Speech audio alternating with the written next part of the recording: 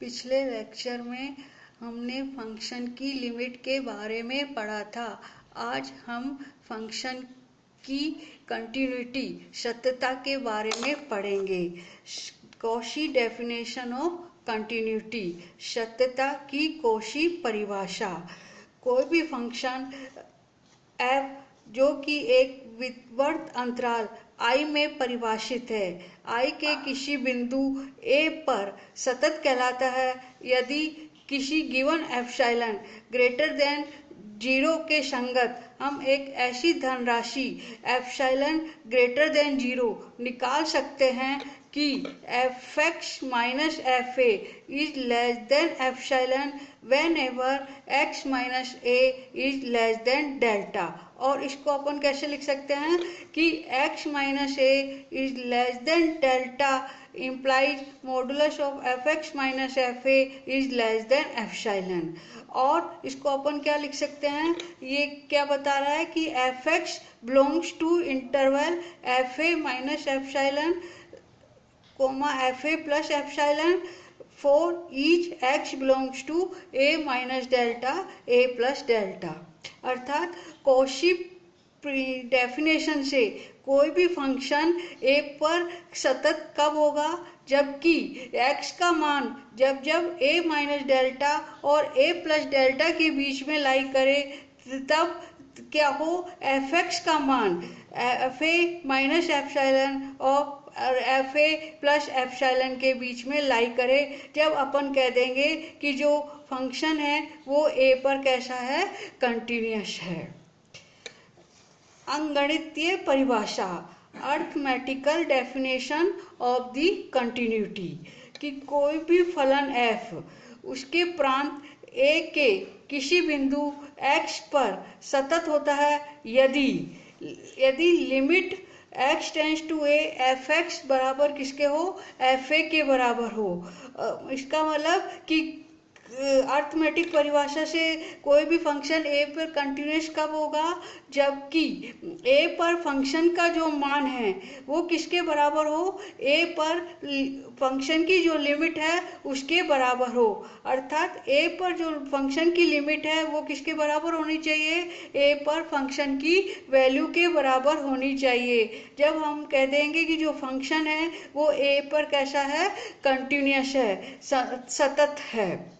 इसको अपन और क्या लिख सकते हैं, limit x tends to a fx का मतलब क्या होगा कि जो राइट हैंड साइड लिमिट है और लेफ्ट हैंड साइड लिमिट है दोनों बराबर होगी जब अपन कह देंगे कि वो लिमिट क्या है, x tends to a fx है। इसलिए अपन इसको क्या लिख सकते हैं, limit x tends to a plus fx is equal to limit x tends to a minus fx, this is equal to fa।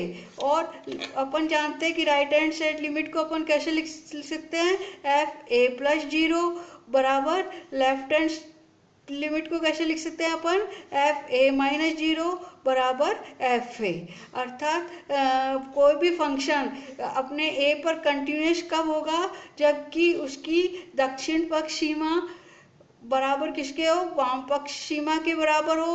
और किसके बराबर हो, ये उस बिंदु पर फलन का मान, ये तीनों चीजें बराबर होगी जब अपन कह देंगे कि जो फंक्शन है वो क्या है, x बराबर a पर कंटिन्यूअस है।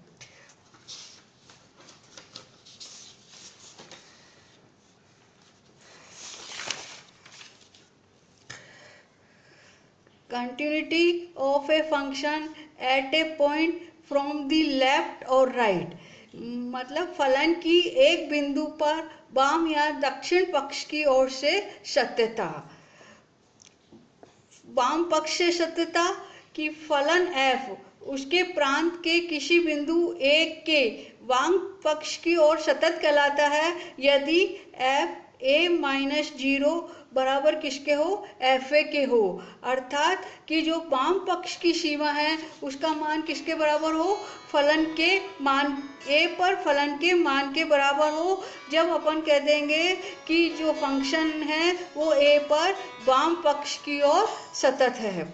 इसी प्रकार फलन f उसके प्रांत के किसी बिंदु a के दक्षिण पक्ष की ओर सतत कहलाता है यदि f a plus 0 equal to F A, अर्थात कि a पर दक्षिण पक्ष की जो सीमा है वो किसके बराबर हो, a पर फलन के मान के बराबर हो। जब अपन कह देंगे कि जो फंक्शन है वो a पर दक्षिण पक्ष की ओर से सतत है।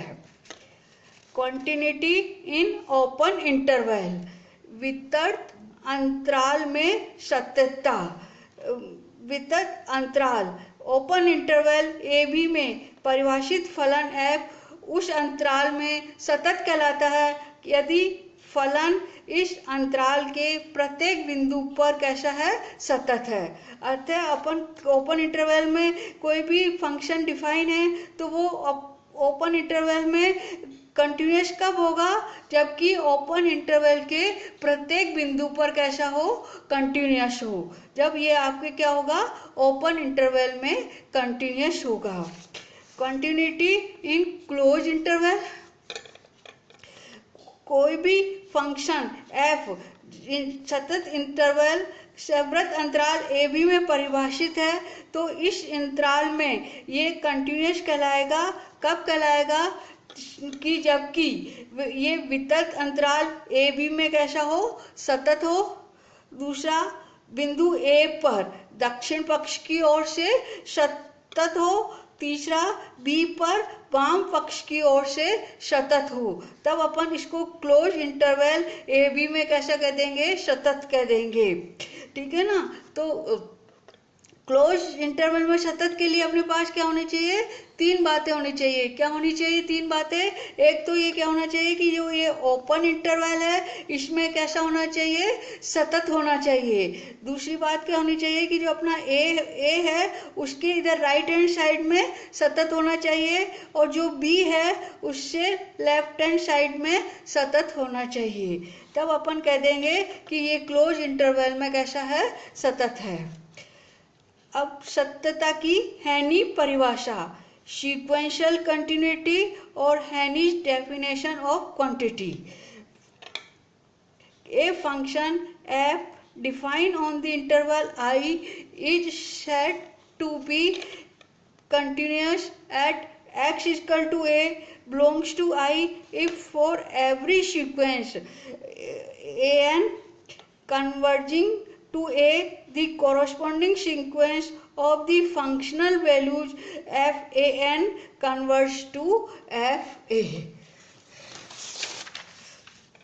कि अर्थात कि अंतराल I में परिभाषित कोई फलन f I के किसी बिंदु A पर सतत कहलाता है जबकि A को अभिश्रित होने वाली प्रत्येक अनुक्रम an के संगत फलनीय मानों का जो अनुक्रम है fan वो fa को अभिश्रित होता है। अर्थात कि जैसे आपके पास कोई ये सीक्वेंस है an और आपको मालूम है कि ये किससे कन्वर्ज है, a से कन्वर्ज है, तो इसके हर एक पॉइंट पे अपन ने क्या निकाला, फंक्शन का मान निकाल लिया और इस तरह से अपन ने क्या बना ली, ये फंक्शन की वैल्यूज की ये सीक्वेंस बना ली। यदि ये सीक्वेंस किससे कन्वर्ज हो, fa से, मतलब a पर जो फंक्शन का मान है उससे कन्वर्ज हो, तब अपन ये कह देंगे कि जो सीक्वेंस है वो किससे कैसी है, जो अपना फंक्शन है वो कैसा है, सतत फंक्शन है, कंटिन्यूअस फंक्शन है। ये डेफिनेशन क्या कहलाती है, आपके हैनीज डेफिनेशन कहलाती है। Equivalence of the definition of Cauchy and Haney's of continuity, सत्यता की कोशी तथा एनी परिभाषाओं की तुल्यता। कि हम ये सिद्ध करेंगे कि यदि कोई फंक्शन कॉशी डेफिनेशन से कंटिन्यूअस है तो वो हैनी डेफिनेशन से भी कंटिन्यूअस होगा और हैनी डेफिनेशन से कंटिन्यूअस है तो वो कॉशी डेफिनेशन से भी कंटिन्यूअस होगा। Theorem, a function f which is continuous at a point a of its domain in accordance with Cauchy's definition is also continuous by Haney's definition and conversely। अर्थात कि एक फलन f इसके प्रांत के एक बिंदु a पर कौशी की परिभाषा से सतत है तो वह हैनी की परिभाषा से भी a पर सतत होगा तथा इसका विलोम भी सत्य होगा। ये हमको सिद्ध करना है। प्रूफ। तो पहले अपन ने ये मान लिया कि जो फंक्शन है वो कैसा है, कौशी की परिभाषा से ए पर सतत है। तब हमको क्या सिद्ध करना पड़ेगा कि वो हैनी की परिभाषा से भी ए पर सतत है। तो माना कि फलन एफ बिंदु ए पर कौशी की परिभाषा के अनुसार सतत है तो हमें ये सिद्ध करना है कि फलन एफ बिंदु ए पर हैनी की परिभाषा से भी सतत है। हैनी की परिभाषा से अपन को क्या सिद्ध करना है कि यदि कोई अनुक्रम ए एन ए से कन्वर्ज है तो इसके फलनीय अनुक्रम एफ एन एफ ए से कन्वर्ज होगा। तो अपन ने ये मान लिया कि जो एफ एन है वो ऐसा अनुक्रम है जिसकी सीमा क्या है, ए है। अर्थात अपन ने क्या मान लिया कि इस सीक्वेंस की जो लिमिट है वो क्या है, ए है। अर्थात limit a tends to a n इस सीक्वेंस बराबर ए है। तब हमें ये सिद्ध करना है कि जो limit n tends to infinity f a n है वो किसके बराबर है, एफ ए के बराबर है। अब अपन ने क्या मान रखा है कि जो फंक्शन है वो क्या है, ए पर कौशी की परिभाषा से सतत है। तो कौशी की परिभाषा क्या होगी कि अपने पास किसी भी एप्सिलॉन ग्रेटर देन 0 के लिए अपने पास एक ऐसा डेल्टा विद्यमान होगा कि x minus a is less than epsilon for each F x minus f A is less than epsilon. कि जब जब x माइनस ए में जो एब्सोल्यूट अंतर है वो डेल्टा से कम है तब एफ एक्स माइनस एफ ए में जो एब्सोल्यूट अंतर है वो किससे होगा, एप्सिलॉन से कम होगा। अब अपन जैसे x के लिए x को अपन ए एन से रिप्लेस कर दें तो क्या हो जाएगा अपने पास, ये क्या बन जाएगी, a n minus a is less than epsilon delta. तो दिस क्या इम्प्लाइज करेगा कि f a n minus f a ये एप्सिलॉन से छोटा होगा। ये कहाँ से आया अपने पास, कौशी की परिभाषा से आया। अब अपन ने क्या मान रखा है कि जो ये सीक्वेंस है ये किससे है, ए से अभिश्रत होती है, कन्वर्ज होती है। तो अपन सीक्वेंस की कन्वर्जेंस की परिभाषा से आपके पास क्या आ जाएगा कि एक ऐसा पूर्णांक n0 होगा कि ए एन माइनस ए का मान क्या होगा, लेस देन एप्सिलॉन होगा for each n is greater than equal to n0।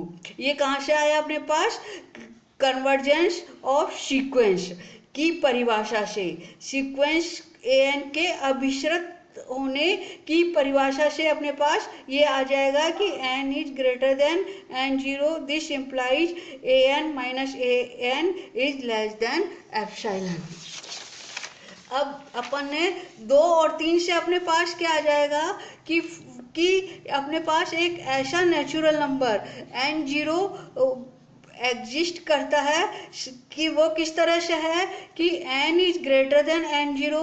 ये क्या इम्प्लाइज कर रहा है कि जो एफ ए एन है माइनस एफ ए है वो क्या होना चाहिए, लेस देन एप्सिलॉन होना चाहिए। तो और ये अपन को अब क्या बता रहा है कि जो इस सीक्वेंस की जो लिमिट है n tends to infinity f a n वो किसके बराबर है, एफ ए के बराबर है। तो अपन ने क्या सिद्ध कर दिया कि जो एक n के जो फंक्शन की वैल्यू की जो सीक्वेंस है वो किससे कन्वर्जेंट है, एफ ए से कन्वर्जेंट है। तो यानी कि परिभाषा से अपना जो फलन है वो ए पर भी कैसा हो गया, सतत हो गया। अब अपन ने उल्टा मान सिद्ध करेंगे। कन्वर्सली अपन ने क्या मान लिया कि जो फंक्शन है एफ पर एफ जो फंक्शन है वो ए पर क्या है, एनी की परिभाषा से सतत है। अर्थात अपन ने क्या मान लिया एनी की परिभाषा से कि limit n tends to infinity sequence of a n equal to a है, तो limit n tends to infinity sequence of f a n, इसकी लिमिट किसके बराबर है, एफ ए के बराबर है। तब हमको क्या सिद्ध करना है कि ये जो फलन है वो कॉची की परिभाषा से भी सतत होगा। इसको सिद्ध करने के लिए अपन ने ये मान लिया कि जो फंक्शन है वो कॉची की परिभाषा से सतत नहीं है।